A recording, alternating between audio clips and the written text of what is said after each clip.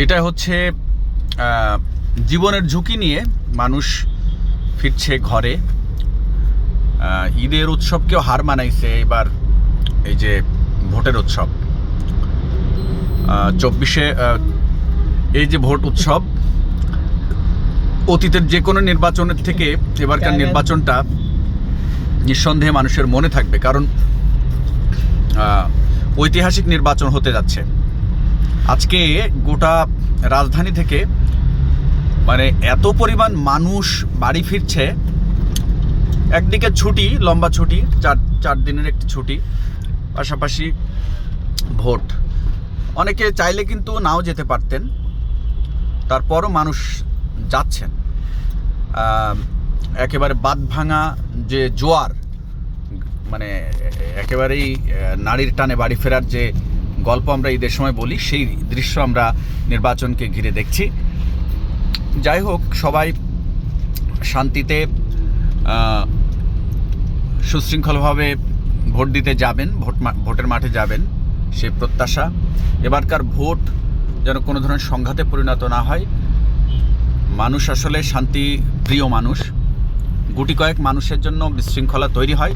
যারাই বিশৃঙ্খলা করবে তাদের ধরে একেবারে সাইজ করবেন, এটা হলো বড় কথা। কারণ বিশৃঙ্খলা যারা করে তাদের সংখ্যা খুবই কম। ওই 24 জুলাইয়ে যেমন মানুষ, নারী পুরুষ শিশু সব বয়সের মানুষ রাস্তায় নেমে একেবারে বন্দুকের নলকেও হার মানাইছে অনেক জীবনের বিনিময়ে। আশা করব এবার জীবন দরকার নেই, প্রতিবাদ করবেন। যারা নির্বাচনে বিশৃঙ্খলা তৈরি করতে চাবে তাদেরকেই রুখে দিতে হবে।